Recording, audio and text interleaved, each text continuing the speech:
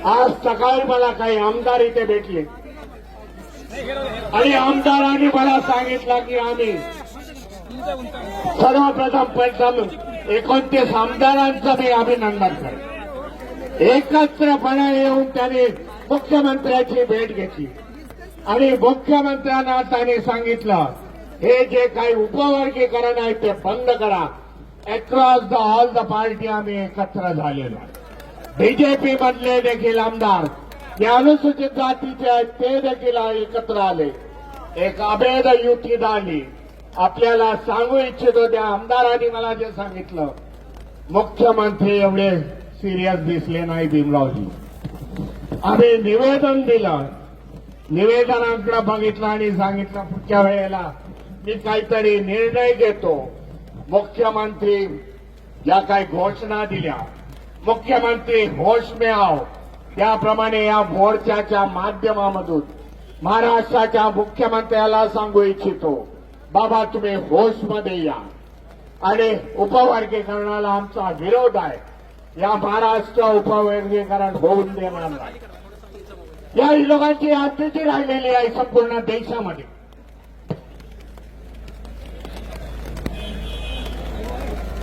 दोन 2014 मध्ये जेव्हा ते बसले सत्तेवरती, जेव्हा केंद्रामध्ये बसले, जेव्हा राज्यामध्ये बसले, तेव्हा आठवत असेल हिंदू मुस्लिमांचा वाद लावला ते। हिंदू मुस्लिमांच्या वादातून सत्ता हस्तगत केली, मायनॉरिटीजना टार्गेट केलं जे मुस्लिम आपले बांधव आहेत। आज अनेक मुस्लिमांच्या संघटनेने आज आपल्याला सपोर्ट दिलेला आणि हिंदू मुस्लिमापासून सुरुवात केली।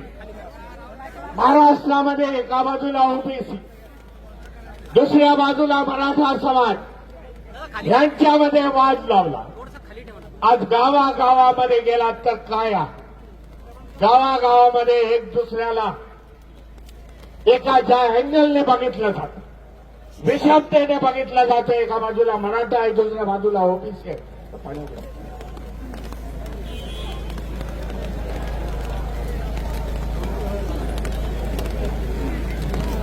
गावागावामधून एका बाजूला मराठा आहे, ओबीसी आहे, जे एकत्रपर्यंत होते, एकत्र नांदत होते, एकत्र व्यवहार होते, मैत्री संबंध होते, आज वितुष्ट त्यांच्यामध्ये आलेला। दुसरा प्रयत्न या फडणवीस सरकारने केला। एका बाजूला आदिवासी, दुसऱ्या बाजूला धनगर समाज यांच्यामध्ये त्यांनी भांडणं लावली।